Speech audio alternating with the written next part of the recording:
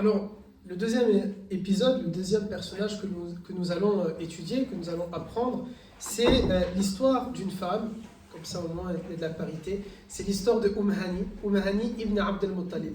Aujourd'hui, c'est que les enfants de Abu Talib ou bien les petits-enfants de Abd al-Muttalib. Hani bint Abu Talib, pardon. Hani bint Abu Talib, elle est la grande sœur de Aqil, qu'on vient juste de discuter, de parler, et donc elle est la sœur également de Ali et la sœur de Ja'far, que nous avons dit tout à l'heure que tu n'avais pas trouvé Ali. Du coup, Hani, c'est une femme, elle est compagnonne, elle s'est convertie à l'islam. Elle ne s'est pas convertie dès le début à l'islam, il faut savoir ça. Contrairement à d'autres personnes de la famille du prophète qui, eux, se sont convertis très rapidement. C'est le cas de Safiya que nous aurons l'occasion de discuter tout à l'heure. Hani, elle a tardé avant de se convertir à l'islam. Mais elle avait déjà... Barakallahu fik. Barakallahu fik. C'est vrai. Barakallahu fik. À la deuxième pause, je le prends. Merci. Profiter de l'occasion. Du coup, Hani ne se convertit pas à l'islam directement, mais elle va tarder. Hani, elle grandit avec le prophète, alayhi salatu salam. Souvenez-vous, dans la sira, dans la vie du prophète, alayhi salatu salam, le bien-aimé va perdre sa mère, à l'âge de 6 ans. Son père, il ne l'a même pas connu. À l'âge de 6 ans, il perd sa mère. Il doit aller vivre avec son grand-père, Abd al-Muttalib, pendant 2 ans environ. Et au bout de ces 2 années-là, Abd al-Muttalib décède et le prophète est recueilli par Abu Talib, son oncle, le frère de son père. Puisque on dit chez les Arabes, et l'islam va reprendre cette parole-là, Al-Am Kamal Ab, le frère du père, l'oncle paternel, est censé être comme un père.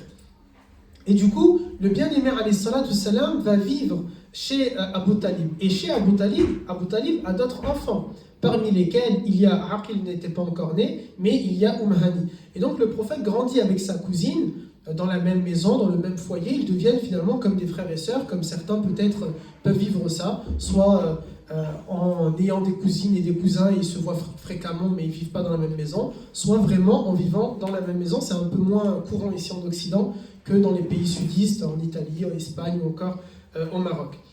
Ils grandissent ensemble et ils vont du coup avoir l'un pour l'autre un vrai respect. Ils vont avoir l'un pour l'autre, la cousine et le cousin, auront une admiration et un respect mutuel. Ils s'entendent super bien. Simplement, quand le bien-aimé devient prophète, Hani, elle n'adhère pas au message de l'islam. Mais le prophète va garder la considération pour elle, et là ça nous montre ce que je disais tout à l'heure.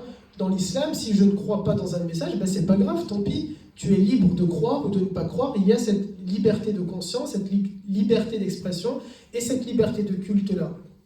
Le prophète n'est pas fâché contre sa cousine, elle ne se convertit pas à l'islam, il se sent au fond de lui-même, c'est moi qui ne l'ai pas convaincu. Et c'est à moi de lui montrer avec mon comportement que l'islam est la vérité, que l'islam est la vraie religion. Et c'est ce qu'il va faire. Il va le faire comment? Il va aller énormément rendre visite à Hani. Il va lui rendre visite énormément de fois. Il fait même des siestes chez sa cousine. Il fait même des siestes chez Hani. Elle est mariée, elle a des enfants. Il les voit, il les fréquente, il joue avec eux. Finalement, elle le voit, c'est le Mohammed qu'elle a toujours connu. Simplement, ce Mohammed-là, alayhi salatu salam, il est un messager de Dieu. Mais elle n'est toujours pas convaincue par son message. Mais le prophète n'essaye pas de la forcer, n'essaye pas de la convaincre. Il est naturel avec elle, il est normal avec elle, et c'est parce qu'il est normal qu'elle finira à un moment donné par se convertir à l'islam. Lorsqu'elle devient musulmane, le prophète garde ses habitudes de dormir chez elle pour faire des siestes, et il va même parfois passer la nuit chez elle.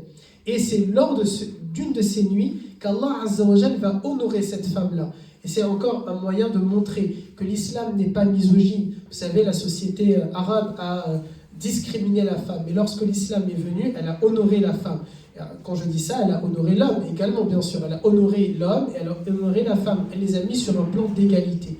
Hani a été choisie par Allah Azza wa Jal le 27 Rajab, lorsque le prophète alayhi salatu salam dormait chez elle. C'était rare, c'était pas tout le temps qu'il faisait ça, mais c'est un soir où il dort chez sa cousine, chez Hani, que Dieu a décidé de descendre Jibril alayhi salam, l'archange Gabriel, le meilleur des anges, le plus grand des anges, et de venir chez Hani pour réveiller le prophète alayhi salatu salam et lui dire réveille-toi, tu dois monter dans le ciel. Mais avant ça, tu vas passer par l'étape de Bayt al-Maqdis. Et donc, quand on apprend l'histoire de Hani, quand on parle de l'histoire de Hani, on est forcément obligé, entre guillemets, de parler de l'histoire de l'Isra wal Mi'raj, parce que ça s'est passé au départ chez Hani. Donc, le prophète dort chez elle, Jibril vient, et il va venir avec ce qu'on appelle Al-Buraq. Alors, on ne sait pas exactement la description d'Al-Buraq. On dit que ça ressemble à un cheval avec des ailes. Peut-être certains ont également dit comme une licorne, parce que peut-être il aurait cette licorne-là sur son front. Allah sait exactement à quoi ressemble Al-Buraq. Ce qu'on sait de manière sûre, c'est comme un cheval avec des ailes. Ça ressemble à peu près à ça, mais ça dépasse notre imagination. C'est-à-dire que ce n'est pas véritablement un cheval, puisque il vient du paradis, et rien de ce qu'il y a au paradis, l'esprit ne peut l'imaginer. Rien de ce qu'il y a au paradis, on ne peut le voir. Donc c'est quelque chose, on va dire, quelque chose qui ressemble, vous voyez, mais on n'est pas sûr. Le prophète, alayhi salam, lorsqu'il descend d'Al-Isra wal Mi'raj, il va par exemple nous dire il y avait des grappes de raisins, mais ce n'est pas les raisins que nous connaissons. Il y a des rivières, mais ce n'est pas celles que nous connaissons. Il va nous dire il y a du miel, du lait, du vin, de l'eau, mais ce n'est pas l'eau que nous connaissons, le vin que nous connaissons, le miel que nous connaissons, ou le lait que nous connaissons. Ce sont des choses, et simplement on a besoin d'images pour un peu comprendre, s'imaginer quelque chose. Aussi beau soit notre imagination, puisqu'on a parlé d'art et de culture, aussi beau soit notre imagination, ça ne ressemble pas au paradis. Lorsque Jibril prend notre bien-aimé, il le fait monter sur Al-Buraq et il va voyager en une nuit de Mecca jusqu'à Jérusalem. À Jérusalem, à Bayt al-Maqdis, donc dans la mosquée sacrée d'Al-Aqsa, Allah Azza wa Jal va ressusciter les environ 124 000 prophètes que Dieu a envoyés depuis Adam. Ils vont tous wake up, se réveiller, ils vont prier derrière notre bien-aimé alayhi salatu salam, et ensuite ils vont prêter allégeance à notre bien-aimé. Comment? C'est-à-dire en disant tout simplement La ilaha illallah Muhammad Rasulullah. Jusque-là, les musulmans à l'époque de Adam disent La ilaha illallah wa Adam Rasulullah, La ilaha illallah wa Isa Rasulullah, La ilaha illallah wa Zakaria Rasulullah. Avec notre bien-aimé, ça devient Muhammad Rasulullah, puisqu'il est censé rassembler l'ensemble des bien-aimés. Lors de cette prière-là, il va être leur imam, et c'est pour ça que parmi les environ 250 surnoms du prophète, il y a Imam al-Mursalin, l'imam des messagers, parce qu'en effet, il a été leur imam lors de cette prière-là. Ils vont tous venir le voir et lui dire La ilaha illallah Muhammad Rasulullah. Tous les prophètes, depuis Adam, savaient tous qu'un jour, il y aura un prophète qui va venir et qui s'appelle Muhammad alayhi salatu salam. C'est la raison pour laquelle aujourd'hui, y compris aujourd'hui, et parfois quand je réfléchis à ça, je me dis, bon, alhamdoulilah, nous sommes musulmans, mais je me dis, si j'étais chrétien, si je lisais l'Ancien Testament, j'aurais eu envie, surtout qu'il y a 70 000 versions de la Bible, j'aurais eu peut-être envie d'effacer certains passages. Parce que dans la Bible aujourd'hui, dans l'Ancien Testament, dans Deutéronome 8, il y a marqué Muhammad im. Et je suis toujours étonné de me poser la question pourquoi ils l'ont laissé. Bon, si moi j'aurais été eux, alhamdoulilah pour nous, n'est-ce pas? Mais si j'aurais été eux, j'aurais eu tendance plutôt à effacer ce passage-là. Bon, alhamdoulilah pour nous. Maintenant, même s'ils l'effacent, il y a l'enregistrement. Il y a Internet, on le sait. Du coup, c'est peut-être pour ça que maintenant, ils ne le font pas, sinon on pourrait se poser des questions de complotisme.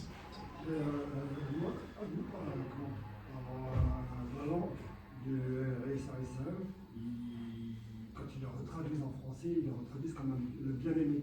Ok. Donc, je pense que c'est pour ça qu'ils l'ont laissé. Parce qu'ils le traduisent vraiment le bien-aimé, pas Mohammed. Ok, c'est vrai, tu as raison Zohaïb de dire comme ça, puisque c'est vraiment en hébreu qu'on va laisser ce Muhammad im et on va le traduire par le bien-aimé. Et bien même le bien-aimé, du coup, ça reste comme nous sommes en train de l'appeler notre bien-aimé justement. Alors du coup, Hani, elle assiste au départ du prophète alayhi salatu salam, et elle va assister également à son retour. Alors avant de parler de son retour, pour finir sur ce passage d'Al-Isra wal Mi'raj, le prophète prie, puis il monte dans les cieux, les uns après les autres. Il va y avoir plein d'événements qui vont se passer.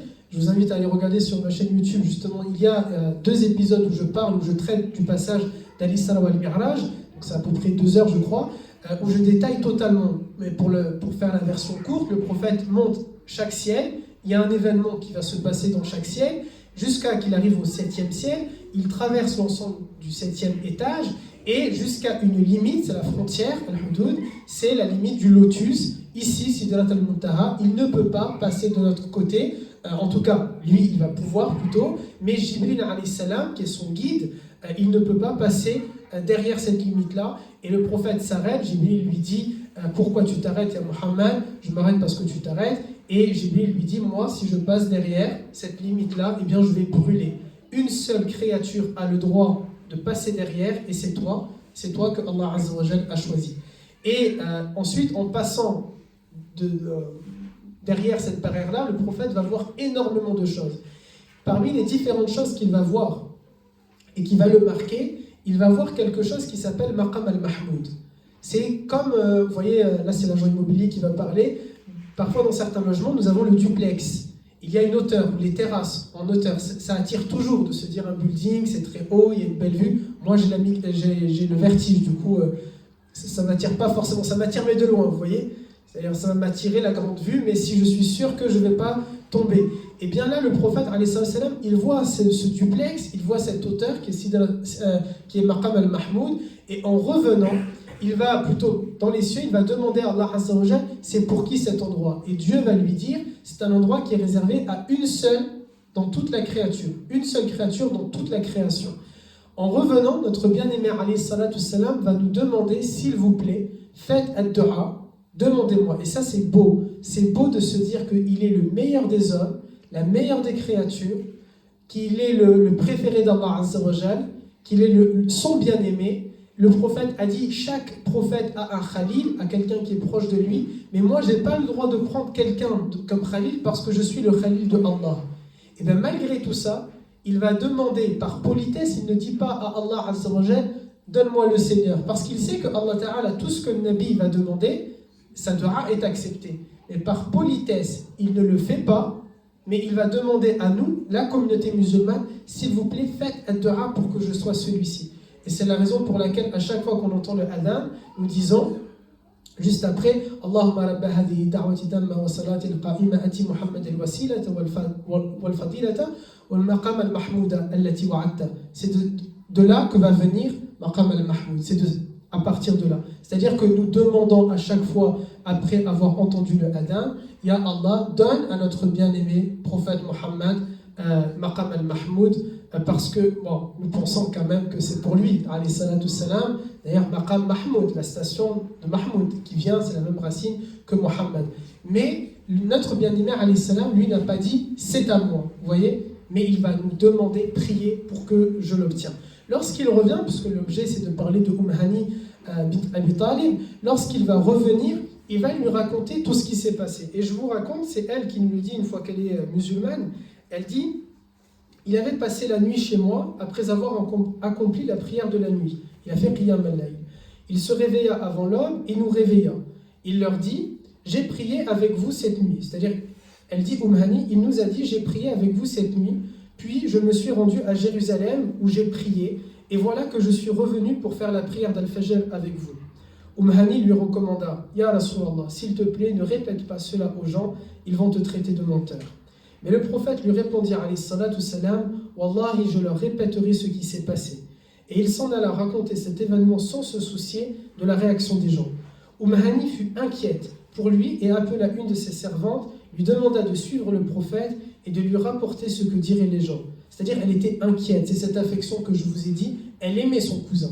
Elle aimait profondément son cousin. Elle avait de l'admiration pour son cousin. Elle avait de l'inquiétude pour lui à tel point qu'elle demande à des gens « Suivez pour voir s'il ne va rien lui arriver ». Ceci nous montre à quel point cette femme-là, elle était attentionnée. Et ensuite, lorsqu'il va se passer ça, vous savez que les gens ils vont dire Mohammed est un kadhab, il est un menteur. Et lorsqu'on va aller voir, pour eux, pour Quraysh, c'est magnifique. Le prophète, qu'est-ce qu'il est en train de nous raconter? En une nuit, il est parti jusqu'à Jérusalem. Pour vous et moi, ça paraît logique aujourd'hui. Puisque lorsqu'on prend, je sais pas, si on prend un Rafale, il est capable de traverser notre pays, la France, en 30 minutes. Donc c'est quelque chose qui est facile. On est capable aujourd'hui de prendre un petit déjeuner ici à Donzère. Je ne sais pas s'il y a un grand aéroport à côté de Donzère. Du coup, je ne sais pas si c'est logique ce que je vais dire, mais c'est pas grave. À Marseille. À Marseille, voilà. Sinon, on est à Marseille. On est Marseillais. On va pas parler comme Marseille, hein, mais on prend un petit déjeuner à Marseille. Et ensuite, On peut prendre le déjeuner à Alger ou à Rabat. On peut prendre le goûter juste après à Londres, sans aucun problème, parce que maintenant c'est aisé, c'est facile et c'est permis. Bon, il faut juste avoir les moyens et le temps, et l'énergie et l'envie, mais en tout cas c'est faisable et c'est réalisable. Donc pour nous, le fait qu'il voyage de Mecca jusqu'à Jérusalem, je veux dire, c'est pas quelque chose qui est miraculeux en soi. Le miracle pour vous et moi, il est dans le sens que c'est Jibril qui vient, que c'est Al-Buraq, la ressuscitation des différents prophètes, mais il n'est pas dans le voyage. Par contre, pour Quraysh, ils vont bloquer sur le voyage. Parce qu'ils se disent, déjà il dit qu'il est prophète. Donc en soi, qu'il y ait d'autres prophètes qui soient ressuscités, qu'il monte dans le ciel, qu'il rencontre son Seigneur, en soi, ça paraît logique.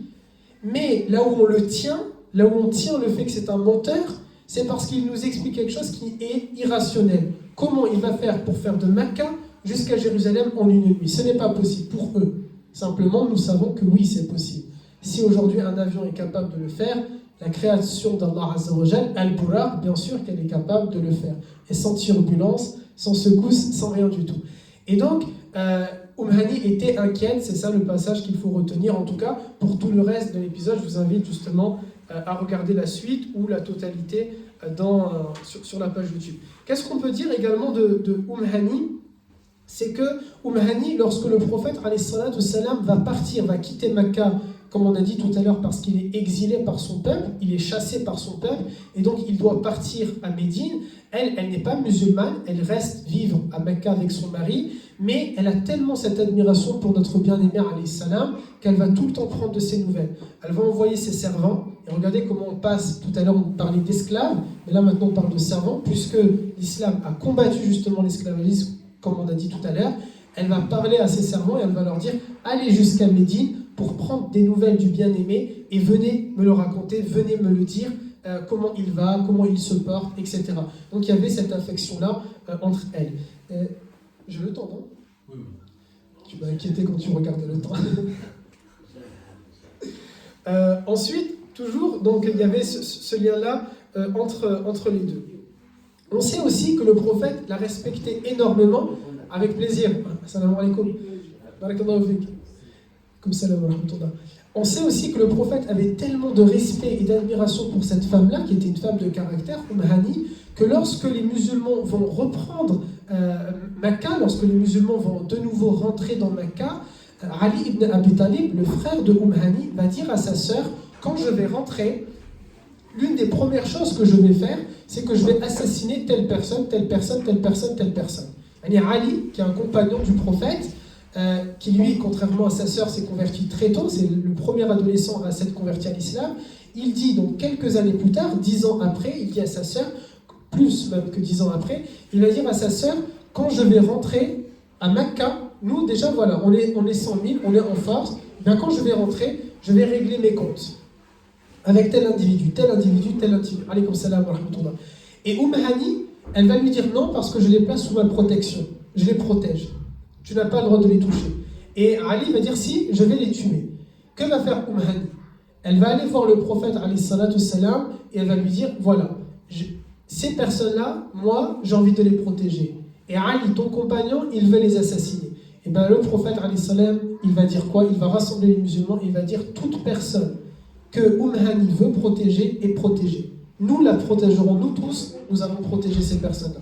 Et donc finalement, Ali, il doit se ranger derrière, bien sûr, la vie du prophète. Et en plus, c'est sa petite sœur. Imaginez peut-être le petit côté de Ali. C'est le genre de question qu'on pourra demander si Dieu nous permet d'entrer au paradis à Ali. Alors comment c'était ce moment-là où le prophète a donné raison à une femme alors que toi tu ne voulais pas. Et en plus de ça, c'était ta petite sœur. Comment tu l'as vécu de cette manière-là? Ou bien ta sœur de manière générale. Autre chose concernant Hani que nous pouvons dire, c'est que Hani a été demandé à un moment donné par le prophète, j'en parle dans mon dernier livre, parce que le prophète, il a grandi avec elle, il a eu de l'admiration pour elle, du respect pour elle, bien tout simplement il a eu des sentiments qui ont pu naître pour elle, et après que les musulmans soient rentrés dans Mecca, l'épisode que je viens de vous dire avec la volonté de Ali, le mari de Hani, lui, va s'enfuir. En fait, il va avoir peur, il aura peur que le prophète alayhi salam le tue, ce que le prophète n'a pas fait, puisque lorsqu'il est rentré, il a rassemblé les 10 000 Qurayshites présents, et il leur a dit, vous m'avez chassé il y a quelques années en arrière, je reviens avec 100 000 personnes, donc on est 10 musulmans pour un seul, qu'est-ce que je vais faire de vous maintenant? Il y avait ce blanc, ce silence, cette inquiétude, tout simplement, inquiétude que certaines personnes peuvent vivre, peuvent ressentir aujourd'hui lorsqu'une armée étrangère va envahir un État, et bien ils vont se dire, une fois qu'ils ont pris la ville, qui est en plein dans le contexte dans lequel nous parlons, qu'est-ce qui va nous arriver, qu'est-ce qui va se passer? Ben, le prophète leur dit, qu'est-ce que je vais faire de vous? Et certains ont dit, on sait de toi que tu es un homme généreux, fils d'un homme généreux. En gros, c'est le caresser dans le sens du poil, parce qu'il y avait cette inquiétude. Mais le prophète va leur dire, Antum tulaqa, vous êtes libres, faites ce que vous voulez. Vous n'êtes ni obligé de vous convertir à l'islam, ni obligé de faire ceci ou cela. Ne vous inquiétez pas, keep calm, soyez calme, vous êtes totalement libre. Mais le mari de Hani, lui, avait cette peur-là, puisqu'il n'a pas encore assisté à ce discours-là, et donc il va s'enfuir. Lorsqu'il s'enfuit, Hani, du coup, de facto, elle va se retrouver sans mari pendant un certain temps, et le prophète alayhi salam va la demander en mariage, mais Hani va refuser le mariage avec le prophète. Alors c'est fou de se dire, oui, ça existe, il y a eu des femmes qui ont refusé le prophète en mariage, et elle a refusé en donnant une raison, certains n'ont pas donné de raison. Pour elle, elle a dit, Ya Rasulallah, au messager de Dieu, j'ai beaucoup d'enfants. Et ça m'inquiète si je me marie avec toi, parce que j'ai peur, si je suis marié avec toi, je vais délaisser mes enfants. Je serai tellement focalisé, en même temps on peut la comprendre, par le meilleur des hommes, je vais être focalisé sur toi et je vais laisser de côté mes enfants. Et j'ai peur que si je suis trop avec mes enfants, je vais te délaisser toi. C'est-à-dire que tu auras un manque finalement, peut-être affectif ou quoi que ce soit, et donc je préfère rester, laisse-moi dans ma situation, je suis ta cousine, on s'aime bien, je t'admire, tu me respectes, etc. Finalement, c'est très bien comme ça, et c'est ainsi, le prophète ne va pas lui en vouloir, il ne va pas être fâché contre elle, mais tout va bien se passer, alaykoum salam wa rahmatullah, tout va bien se passer avec Hani. Autre élément, Hani nous a enseigné énormément de choses, et là encore, on montre à plusieurs reprises à quel point dans l'islam, la femme enseigne, et la femme peut enseigner, la femme peut prendre la parole, elle peut s'engager, et notamment dans la voie de la da'wa, notamment dans la voie de l'enseignement de l'islam. Elle nous a enseigné quelque chose qu'on sait tous. Vous savez, quand j'ai écrit mon dernier livre sur les mères des croyants, je me suis dit, il faut rendre, alors on dit à Rome on fait comme les Romains, du coup, il faut rendre à César ce qui appartient à César. Ce que César a fait, il faut rendre à César. Et ce qui appartient à Dieu, c'est à Dieu. Et bien, ce que les mères des croyants, ce que les femmes, ce que les compagnons ont fait, il nous faut absolument retourner cette maternité de l'information. Il y a des femmes qui nous ont enseigné des choses que nous faisons aujourd'hui, de manière générale, mais on ne sait pas, ou on a oublié que ça émane, pardon, j'ai failli tomber en arrière, ça émane des femmes. Et parmi ces choses-là, parmi ces éléments-là, il y a Ayyam al-Tashriq. Vous savez, juste après l'Eid, il y a certains jours qui sont assez connus, le 11e, 12e et 13e jour de Dhul Hijjah, on n'a pas le droit de jeûner. Il ne nous est pas permis, n'est-ce pas? Parce que ce sont considérés comme des jours de fête, il faut être invité ou s'inviter, petit message subliminal. Et du coup, le prophète alayhi salam nous a interdit de jeûner, et ça, il l'a transmis à Hani. Et c'est Hani qui va nous l'enseigner. Lorsqu'elle va voir une personne jeûner, elle va dire à cette personne-là, tu n'as pas le droit, parce que notre bien-aimé alayhi salam nous a interdit de jeûner Ayyam al-Tashriq. Et c'est là où on retrouve ce que je vous disais, désolé si je me répète, il nous faut apprendre les histoires et les pratiquer dans le quotidien. Il nous faut vivre avec le prophète et les compagnons, et ça peut être une occasion lors des jours de Tashriq. Souvenez-vous, c'est Hani qui nous a interdit de jeûner dans ces moments-là. Qui est Hani? Et bien ensuite on se replonge dans les différents passages que nous venons de voir à son sujet.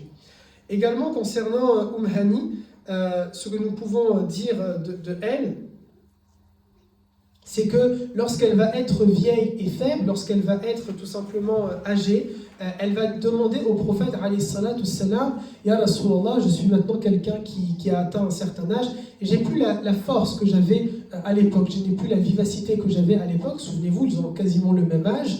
Le prophète sallallahu alayhi wa sallam, il va lui dire, je vais t'enseigner des paroles à faire.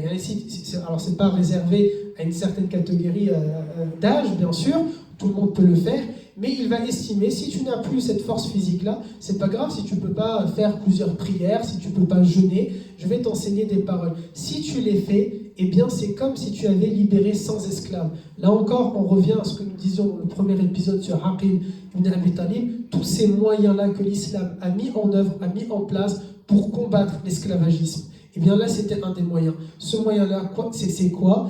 Il va lui dire, alayhi salam, tu vas répéter 100 fois at-tahlil, c'est-à-dire répéter 100 fois la ilaha illallah, 100 fois at-tahmid, le fait de dire 100 fois alhamdulillah, 100 fois at-takbir, le fait de dire 100 fois Allahu akbar, et 100 fois at-tasbih, le fait de répéter 100 fois subhanallah.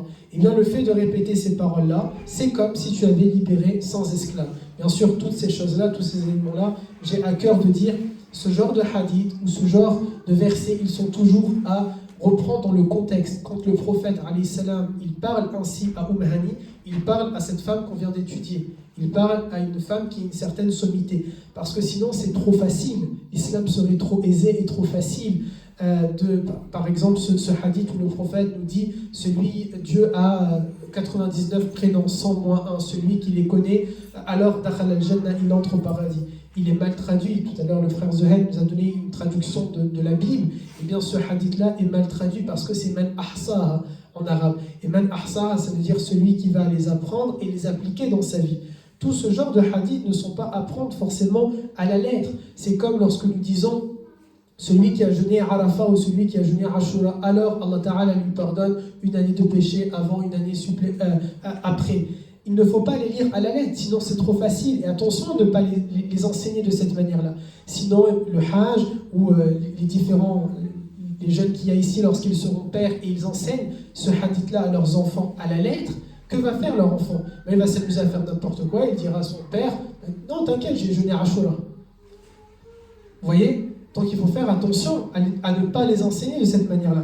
Le prophète, alayhi salam, lorsqu'il dit aux compagnons, celui qui jeûne Arafat, alors, celui qui jeûne Ashura, alors, celui qui va faire 100 fois, 100 fois, 100 fois, 100 fois, alors, lorsqu'il dit, par exemple, vous faites telle prière, alors, eh bien, il parle à des hommes qui sont accomplis, à des hommes qui sont sincères avec Allah Azza wa Jal, des hommes qui font des péchés, oui, parce qu'ils sont humains, parce que insan, ça vient de nasiya, l'être humain, il vient parce qu'il oublie.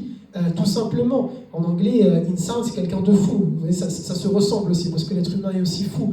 C'est peut-être de cette manière-là également. Mais le prophète, alayhi salam, il parle à des hommes qui sont accomplis, qui sont spirituels au plus profond de eux-mêmes. Et donc, ces hadiths-là, ils s'appliquent pour vous et moi, bi'idnillah, incha'Allah, si nous avons cette spiritualité-là, si nous avons ce cœur-là qu'ils ont, si nous avons cette aspiration-là qu'ils ont, si nous avons cette volonté-là qu'ils ont, si nous avons ces pures intentions qu'ils avaient là, alors oui, pour nous aussi, on peut faire ces éléments-là, jeûner Ashura, jeûner Arafat, en vue d'avoir le pardon de Allah Azza wa Jal. Alors ça ne veut pas dire qu'on s'abstient de jeûner Ashura et Arafat si on n'a pas, c'est pas un donnant-donnant avec Allah Azza wa Jal. Nous allons faire, et puis nous espérons l'ultime récompense, c'est le pardon de ces années-là. Mais à défaut d'obtenir cette ultime récompense, il y a quand même de la récompense. Dès lors que je fais un effort vers Allah, Allah Ta'ala me récompense. Et donc il y a au moins l'effort d'avoir jeûné une journée, et donc cette journée-là, bien sûr, je serai récompensé. Mais il nous faut faire très attention à ce genre de hadith, à ne pas les lire de manière littéraliste, ni dans la récompense, ni dans l'application de certains éléments, de certaines choses. Vous savez que c'est ce qui fait beaucoup de tort à la communauté musulmane aujourd'hui, c'est la lecture littérale de l'islam. C'est lorsque je vais prendre un texte et je vais y lire quelque chose et je vais l'appliquer de suite. Lorsque Dieu nous dit dans le Coran de ne pas prendre pour alliés les juifs et les chrétiens, si je lis ce verset de manière littérale, eh bien on arrive à des dégâts qui ont malheureusement endeuillé à la fois la communauté nationale et la communauté musulmane. Vous voyez? Parce que certaines personnes vont le lire de manière littérale.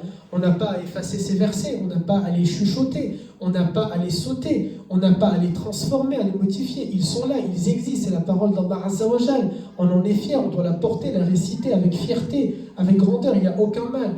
Mais le prophète nous a enseigné que dans le Coran, il y a l'abrogeant et l'abrogé. Que dans le Coran, il y a l'interprétable et le non interprétable, le mutashabih et ce qui est qat'i, ce qui est catégorique et ce qui peut être interprétable.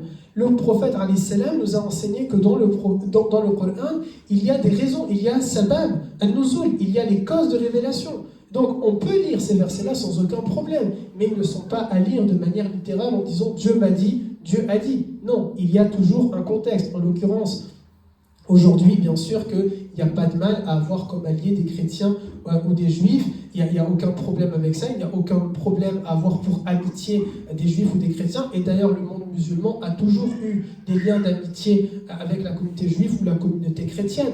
On prend, je ne sais pas, un exemple, un pays musulman qui est en général un pays dit musulman, ou un président musulman, comme ça c'est un peu plus clair, qui est beaucoup aimé, respecté, admiré dans le monde musulman, c'est le président Recep Tayyip Erdogan. Et pourtant, le président Erdogan a des liens avec Israël, il peut discuter avec Israël, l'État d'Israël a un ambassade en Turquie, il n'y a aucun problème. Les musulmans ne sont pas dans cette optique-là de lire ce verset-là de manière littérale. Ensuite, la question aujourd'hui d'Israël peut être un autre sujet, la question de la colonisation, la question de l'occupation, etc. Mais si on prend la communauté juive en elle-même, il n'y a aucun problème pour la communauté musulmane à avoir pour alliés des personnes de la communauté juive, des personnes de la communauté chrétienne, ou même des agnostiques, tout simplement, des personnes qui ne croient pas, ou bien des bouddhistes, et peu importe. Pour rappel, pour finir sur ce sujet-là, le prophète alayhi salatu salam a tout de même, lorsqu'il est rentré dans Médine, fait une constitution dans laquelle il dit quoi? Il dit à la communauté juive, si vous êtes attaqués, nous allons tous nous lever pour vous défendre. Mais vous n'êtes pas obligés de prendre les armes pour nous défendre. Et si nous ne sommes pas capables de vous défendre, vous ne paierez pas l'impôt. Si on n'est pas capable, nous musulmans, de vous défendre, de protéger vos lieux de culte, vous ne payez pas d'impôt. Vous n'avez pas à en payer. Le prophète, alayhi salatu salam, il a laissé, j'ai eu l'occasion de citer cet exemple parce qu'il me marque, il a laissé pendant une semaine des chrétiens, des moines du monastère de Sainte-Catherine, vivre dans la mosquée et prier leur prière dans la mosquée. Du coup, allez, attention. S'il y a des moines dominicains ou autres qui vont passer par ici et demander ce refuge-là et cet asile-là. Oui, le prophète a toujours dialogué avec les autres. N'oublions pas également que dès le début de l'islam, le prophète, alayhi salatu salam, qu'est-ce qu'il fait? Il prie devant la Kaaba, n'est-ce pas? Il considère ce lieu-là comme étant Baytullah, la maison de Dieu, Azza wa Jal. Et pourtant, à l'intérieur, qu'est-ce qu'il y a? Il y a l'asnam, il y a les idoles qu'adore Quraysh. Il ne dit pas, allez, vous me sortez tout ça parce que moi je suis en train d'adorer celui-là. Non, il respecte leurs croyances. Mais il essaye de leur montrer c'est un peu stupide, selon lui et selon nous, parce que adorer une pierre, c'est particulier quand même. Et on veut bien entendre adorer une force supérieure qu'ils n'appelleraient pas Allah, mais adorer une statue qu'ils ont fabriquée avec eux-mêmes, pour la conscience de l'être humain, le prophète ne comprend pas cet élément-là, et donc il essaie tout simplement de leur faire comprendre. Ça nous rappelle à Ibrahim alayhi salam. Lorsque Sayyidina Ibrahim veut faire comprendre cette logique-là à son peuple, qu'est-ce qu'il fait? Il casse toutes les statues et il met la hache avec laquelle il a tout cassé sur les épaules de la plus grande des statues. Et il va dire à son peuple, ah regardez, c'est telle statue, elle a cassé les autres. Et le peuple, machinalement, mécaniquement, automatiquement, ils vont voir la statue, ils vont dire, mais pourquoi tu as fait ça? Et puis, Ibrahim leur dit, vous vous rendez compte, vous êtes en train de parler à une statue qui ne vous répond pas. Il était jeune, Ibrahim. Certains disent 10 ans, 15 ans. Et quand le peuple va se dire, oui, c'est vrai, vous voyez le petit chuchotement qu'on peut voir lorsque chacun se parle dans sa barbe. Et ensuite, certains d'entre eux vont prendre conscience que, oula, attention, c'est un tour de Ibrahim. Et il va essayer de ressaisir les autres. Et là, ils vont dire, non, arrête, qu'est-ce que tu nous as dit? C'est toi, en fait, qui a cassé ces statues-là, et donc ils vont vouloir le jeter dans le feu. Tout simplement, pour le prophète, l'adoration de Quraysh est quelque chose d'irrationnel, quelque chose qui n'est pas logique, mais il n'y avait pas ce combat contre Quraysh, pas plus qu'il n'y a eu un combat, et pas plus qu'il y a aujourd'hui un combat contre des chrétiens, des juifs, des bouddhistes, ou toutes les religions comme ça, on n'a pas besoin de toutes les citer. Voilà pour l'histoire de Hani, radiallahu anha, que Dieu soit satisfait d'elle. Ça me laisse le temps du coup de boire et de manger ce que le Hajj m'a amené. Est-ce qu'il y a des questions?